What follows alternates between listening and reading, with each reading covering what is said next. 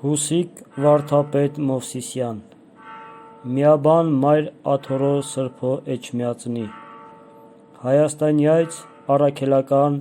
Սուրբ եկեղեցվո պատմություն Շրջան 4 գլուխ 5 Եղիազարի ընտրությունը Սուրբ էջմիածին ժամանելը և շինարարությունը Մարտիրոս Կաֆայեցու Երուսաղեմյան պատիարքությունն և մահը Պորսո պատիարքության թեկնածուներ և խռովությունները Նահապետ Եդեսացի և նրա շինարարությունն Նահապետի անկումը Ստեփանոս Ջուղայեցի Նահապետի վերստին կաթողիկոսությունն Պորսո պատիարքության թեկնածուները և կաթոլիկության խռովությունները Ավետիք պատիարք Հալածանք ընդդեմ կաթոլիկության Մխիթար Սեբաստացի և Մխիթարյան ու Լիբանանյան հայ կաթոլիկ միաբանությանց հաստատվելը Ավետիք պատիարքի կրկնակի անկումները Աքսորանքը Գաղյացված դեսպանի ձեռքով գողացվելը ու հավատաքննության տանջանքներին երկար տոկալով թուլանալը և վախճանվելը Նահապետ կաթողիկոսի վախճանը Հակոբ IV Ջուղայեցու մահից հետո Սուրբ Էջմիածնի մայր աթոռը 2 տարի թափուր մնաց, որովհետև Սուրբ Էջմիածնի միաբանության և ազգի մի մասը կամենում էին Եղիազարին Սուրբ Էջմիածին հրավիրելով վերջ տալ նրա առանձին կաթողիկոսության, իսկ այլք պնդում էին ուրիշին կաթողիկոս ընտրել, կարծելով թե Եղիազարի Սուրբ Էջմիածնի կաթողիկոս ընտրվելովը հաճելի չի լինի Պարսից իշխանության: Հուսք ուրեմն ազգային համաձայնություն կայացնելուց և Երևանա խանի հաճությունը առնելուց հետո Գողթան գավառի եպիսկոպոս Ոմն Պետրոս վարդապետ Երուսաղեմ հրավիրակ ուղարկվեց: Եղիազար հրավերքը ընդունելով 1681 թվականին ընծով ուղի ընկավ մեծ շքով գալ էջմիածին: Ժամանելով Պոլիս Եղիազար տեղվույն Կրպո Ռաբուն Կարապետ կոչեցյալ պատիարքին եպիսկոպոս ձեռնադրեց և օգոստոսի 22-ին հասնելով Սուրբ Էջմիածին սկսեց վարել ընդհանրական հայրապետական իշխանությունը: Եղիազարը իր ճարտարապան, հաջողակ և ահարկու բնավորությամբ ակնածելի լինելով թե հայերի և թե այլազգյաց մոտ, հաջողվեց Սուրբ Էջմիածինը պարտքերից ազատել, պատռելով պարտատերերի մուրհակները: Շատ եկեղեցիներ շինեց և վանքեր նորոգեց: Նորոգություններ արեց Սուրբ Հռիփսիմեի վանքում, Սուրբ Գայանեի վանքի առաջը գավիթ, արևմտյան կողմը միաբանից բնակարաններ շինեց և շուրջանակի պարսպեց: Սուրբ Էջմիածնի տաճարի մեջ Սուրբ իջման տեղի վրա քառասյուն գմբեթ և Սուրբ Պատարագի սեղան կառուցեց: Եվ որպեսզի այդ սեղանի առաջ կատարված ջամերգությունը ժողովրդյան ներս խուժելով չխանգարվի, 2 կանգուն բարձրությամբ քարե հաստատուն պատվար շինեց, որ ձգվելով Սուրբ իջման տեղի առաջի սյուներից դեպի հյուսիս և հարավ, հետին դասը ժողովրդանոցից անջրպետում են: Տաճարի հյուսիսային և հարավային կիսաբոլորակները բարձրացնելով սեղաններ հաստատեց: Հարավայինը 3 աստիճանով, նվիրյալ հանուն Սուրբ Հովհաննու Կարապետին, ուր դրվում է ապակեզարդ գմբեթավոր գզրոցի մեջ Սուրբ Միրոնի կաթսան, իսկ հյուսիսայինը 7 աստիճաններով հանուն Սուրբ Ստեփանոս նախասարկավագի, ուր բեմի վրա բազմած հայրապետը կատարում է եպիսկոպոսական ձեռնադրության կոչումը: Հյուսիսային, հարավային և արևմտյան կիսաբոլորակների վրա մի փոքր, բայց գեղեցիկ գմբեթներ ևս շինեց: Մինչ Եղիազար Սուրբ Էջմիածնում այս բարեկարգություններով էր զբաղված, Մարտիրոս Կաֆայեցի հուսք ուրեմն 1683 թվականին ստացավ Երուսաղեմա պատիարքությունը, բայց գնալով Երուսաղեմ, սակավ ժամանակից հետո տեղվույն հույն պատիարքի հետ գժտվեց և նրա հետ միասին գնաց Ադիանապոլիս Եպարքոսի ատյանը, ուր պարտավորվեց, իսկ հույն պատիարքը միայն զիջանելով յուր վաղածանոտ Երեմիա Չելեպիի թախանձանցը հետ կացավ վրեժխնդրությունից։ Մարտիրոս Կաֆայեցի Երուսաղեմ վերադառնալիս Եգիպտոսում վախճանվեց նույն 1683 թվականին։ Կաֆայեցու մահվամբ թե Երուսաղեմա և թե Պոլսո հայոց պատիարքությունը խաղալիք և հափշտակության առարկա մնացին շահասեր և փառամոլ անձանց ձեռքին, մինչև իսկ աշխարհական անձինք անգամ հավակնություն ունեցան երկու աթոռոց ևս պատիարքական իշխանությունը գրավել։ 1683 թվականին սկսյալ Պոլսո պատիարքության իշխանությունը հափշտակվեց Կրպորաբունուց և հետզհետե գրավեցին Սուրբ Էջմիածնին նվիրակ ոմն Ղափանցի Եփրեմ վարդապետ, դարձյալ Կրպորաբուն կարապետ, ոմն Թորոզ Երեց, Խաչատուր Ճլեցի և աշխարհականներ տեղակալ անվամբ Սադա Օղլուն և ոմն Շահին։ 1692 թվականին Պոլսո պատիարք կարգվեց Սարի կոչեցյալ Մատթեոս Կեսարացի, որ երկամյա պատիարքությունից հետո ի կենդանության Սսո Աստվածատուր կաթողիկոսի Սսո կաթողիկոսությունը գրավեց, որով դարձյալ Պոլսո պատիարքության ասպարեզը մնաց Ղափանցի Եփրեմ վարդապետին։ Կարծես բավական չէին այս խռովությունները։ Կաթոլիկությունը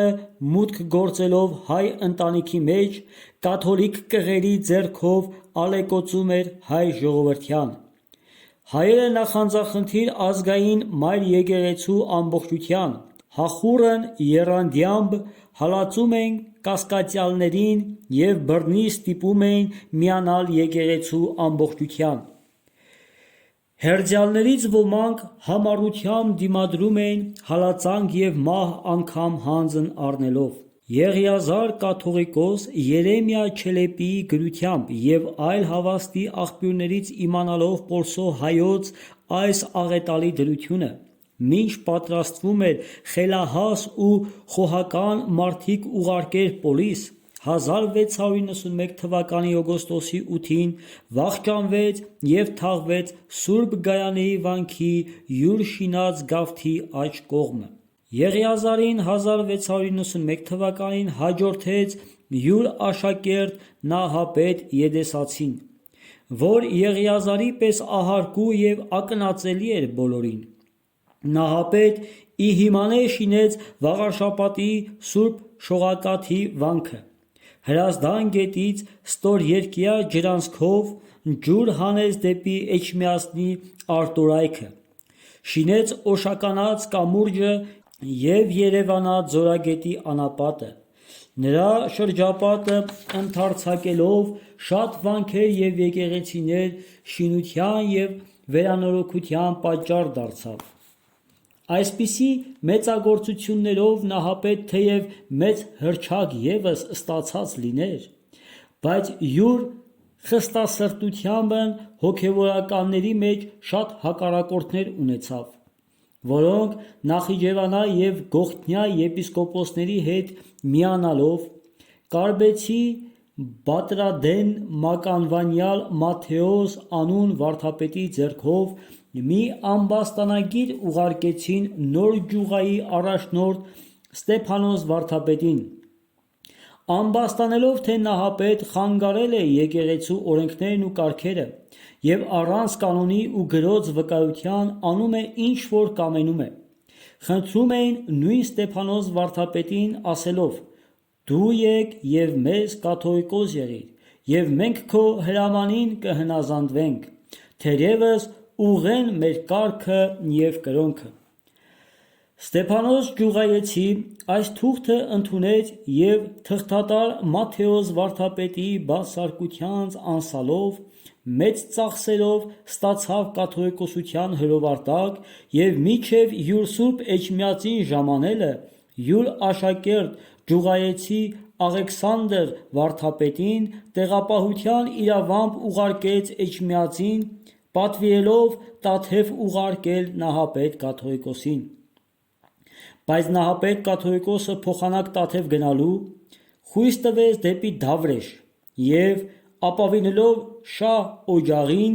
որ ըստ պարսից սովորության անձեռնամխելի էր, յուր բարեկամների և հատկապես հավատուրած և շահի սիրելի Գյուղայեցի Ավետիս անուն մի մարդի միջնորդությամբ նորից կաթողիկոսության հրովարտակ ստացավ և եկավ Էջմիածին և Երևանա խանի ձեռքով Ստեփանոսին նրա 10 ամսյա իշխանությունից հետո բանտարկել տվեց։ Բանտի անձկության և տառապանքներին չկարողանալով տանել, վախճանվեց Ստեփանոս Գյուղայեցին 1698 թվականին և յուր կտակին համեմատ թաղվեց Խոր Վիրապի վանքում։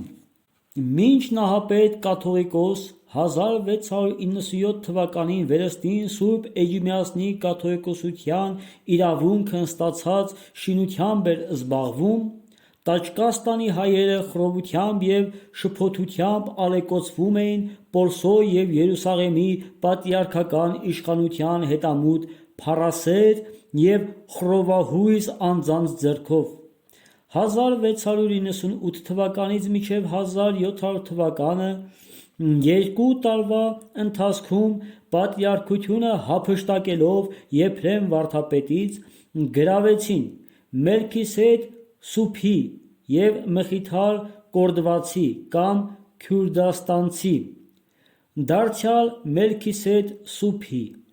Ադրիանապոլսո առաջնորդ կարգելով Ղափանցի Եփրեմ վարդապետին, որ առավել քան չափն նախանձահուզության հայաստանյաց եկեղեցվո, հալածանք սկսեց նրանց դեմ, որոնց մասին կասկած կար, թե լատինամետ են։ Եփրեմ ժողովուրդը Մելքիսեդի դեմ գրգռելով և նրան ֆրանգացիալ ամբաստանելով, Եպարքոսի հրամանով պատրիարքությունից ձգել և իր ծառայություն Թիո դատապարտել տվեց։ Գրավեց Պոլսո պատրիարքությունը, Պոլսում փոխանորդ կարգեց և ինքն մնաց Ադրիանապոլսում։ Ժողովուրդը Մելքիսեդյան և Եփրեմյան բաժանվելով, սկսեց հուզվել և միմյանցից վրեժ առնելու համար միմյանց մատնել որպես լատինամետի և եվրոպացվոց լրտես։ Կղեմես Գալանոսի և նրա հետևորդ լատին քարոզիչների սերմանած որոնների շնորհիվ երկպառակտություն, խռովություն, աքսոր և ընտանեկան անհամաձայնություններ ալեկոծում էին ժողովրդյան։ Այս խառնաշփոթ ժամանակին Մխիթար Սեբաստացին ևս, որ Ղալաթիոյի Սուրբ Լուսավորիչ եկեղեցու սենյակներից մեկում բնակություն էր հաստատել, որպես լատինամետ հալածանքի ենթարկվեց։ Հալածանքին ենթարկվեցին նաև պրոպագանդայի դպրատան աշակերտյալ Կարնեցի Խաչատուր վարդապետը և ասորոց Պետրոս կաթողիկոսը, որ իբրև ջատագով լատինամիտների աքսորվեց Ադանայի բերդը, ուր և վախճանվեց։ Այս խռովության ժամանակ Երզնկայի եպիսկոպոս Ավետիք վարդապետը Շեյխ Իուլ Իսլամից, որ երզնկացի լինելով յուր վաղածանոթն էր, Կարնո կուսակալի ձեռքով գիր ստացավ շտապել Պոլիս, ըստ հայ ժողովրդյան ցանկության պատրիարքական իշխանությունը ստանձնելու։ Ավետիք վարդապետը այս հրավերքի համար Նահապետ կաթողիկոսի հաճությունը խնդրեց, իսկ Նահապետ կաթողիկոսը նրան պատրիարքության կոնդակ տալուց հետո մի օրհնության կոնդակ ևս տվեց Ադրիանոպոլսո և Պոլսո քահանայից և ժողովրդյան անունով։ Ավետիք 1701 թվականին հասնելով Պոլիս և այնտեղից ևս Ադրիանապոլիս, ստանձնեց պատրիարքական իշխանությունը և սկսեց տիրաբար վարվել, պաշտպան ունենալով երզնկացի և յուր վաղածանոթ Շեյխ Իուլ Իսլամին, պատրիարքության թեկնածու Ղափանցի Եփրեմ վարդապետին Սուրբ Էջմիածին աքսորել տվեց, ժողովրդյան համակրությունը վաստակելու համար լատինամիտ կարծեցյալ քահանաներին և ժողովրդոց աքսորանքից ու պատժապարտությունից ազատել տվեց, սեր և խաղաղություն քարոզելով և սիրո ու խաղաղության շրջաբերականներ ուղարկելով ամենայն տեղ բավական կուսակիցներ և համակրողներ վաստակեց, շատերին, որոնք իրենց օրինավոր կնոջ կենդանությամբ երկրորդ կինը ևս էին առել, ստիպմամբ երկրորդ կին արձակել տվեց և ապա ընդունեց իր հաղորդակցություն եկեղեցվով։ Ավետիք պատրիարք մինչ յուր այս վարմամբ ընդհանուր համակրություն էր վայելում, Երուսաղեմից 12 վարդապետներ գալով բողոք բարձրին առ եպարքոսն թե տեղվույն Մինաս պատրիարքը եկեղեցական իրեղենները և սուրբ սպասները ոմանց պորսեցված միջնորդությամբ և անգրիացված դեսպանի ձեռքով Անգլիա վաճառականի մոտ գրավ է դրել և վանքը 100,000 ղուրուշ պարտքի ենթարկելով ստիպում է միաբաններին իրենց հաշվում ապրել։ Եպարքոսը գործի քննությունը հանձնեց ավետիք պատրիարքին, քննության ժամանակ Մինասի անպայման պաշտոնանկությունը պահանջելով։ Ոմանք կայծակ կոչեցյալ Գալուստ վարդապետին կամեցան Երուսաղեմա պատրիարք կարգել, ոմանք երբեմն Սսո կաթողիկոս Սարի Մատթեոսին, որին Պետրոս Բերիացի Սսո կաթողիկոսությունը հափշտակելով հեռացրել էր Սսից։ Դեռ երկու կուսակիցներ վիճում էին արքունի հրամանով Երուսաղեմա պատրիարքությունն ևս 1701 թվականին ավետիքին հանձնվեց։ Ավետիք Երուսաղեմա փոխանորդությունը սկզբում հանձնեց մի աշխարհականի, բայց հետո Հովհաննես վարդապետ Ամասիացուն կարգելով Երուսաղեմա փոխանորդ, իսկ Հովհաննես վարդապետ Զմյուռնացուն Պոլսո ինքը մնաց Ադրիանապոլիսում և սկսեց հալածանք լատինամետների դեմ։ Իր փոխանորդը նույն հալածանքը Պոլսում սկսեց ավելի չափազանցությամբ։ Մխիթար Սեբաստացին այս հալածանքից ազատվելու համար ճիզվիտ կրոնավորած վանքում ապաստան գտավ և խույս տալով Մորա թերակղզին այնտեղ պապի գերիշխանության տակ մի վանք շինեց և 1712 թվականին հանուն Սուրբ Անտոն Աբբա Բենեդիկտյան կարգի կանոնադրությամբ մխիթարյան միաբանությունը հաստատեց։ Մորան Վենետիկի հասարակապետությունից դուրս գալով օսմանյան իշխանության ենթարկվելուց հետո Մխիթար 1715 թվականին յուր աշակերտներով փոխադրվեց Վենետիկ և 1717 թվականին Վենետիկի հասարակապետությունից Սուրբ Ղազար կղզին ստանալով այնտեղ հաստատեց յուր միաբանությունը, նպատակ դնելով ծաղկեցնել հայ դպրությունը և լեռելյան պապականության քարոզ դառնալ։ Այս միաբանությունը ցայսօր գոյություն ունի բարգավաճալ, մտավոր և նյութական հարստությամբ։ Մինչ հայ պատրիարքները զբաղված էին հալածելով լատինամիտներին, նրանցից ոմանք լրիվ գործ էին կատարում, ինչպես Մխիթար Սեբաստացին հաստատեց մխիթարյան միաբանությունը, այնպես ևս բերիացի Հակոբ քահանա Հովսեփյան և Աբրահամ Աթար վաճառականները 1705 թվականին առանձնանալով Լիբանան, պապի հանձնարարականով տեղվույն Մարոն պատրիարքի և իշխանի հաճությամբ մի տուն և մի փոքր արտ ստացան եւ Մարոն կրոնավորած կարգին համեմատ վանք հաստատեցին։ Այս վանքը հետզհետե ընդարձակվելով 1740 թվականին դարձավ լիբանանյան կաթոլիկ հայոց կաթողիկոսական աթոռ եւ առաջին կաթողիկոսն եղավ Բերիո եպիսկոպոս Աբրահամ, որ ազատվելով հայ պատրիարքների հալածանքներից Բերիո հայ կաթոլիկ ժողովրդից 1740 թվականին կաթողիկոս ընտրվեց եւ անձամբ գնալով Հռոմ Լիբանանի հայ կաթոլիկ միաբանության կաթողիկոսությունը ստացավ։ Այս կաթողիկոսության իրավունքը 1868 թվականին Պորսո կաթոլիկ հայոց պատրիարք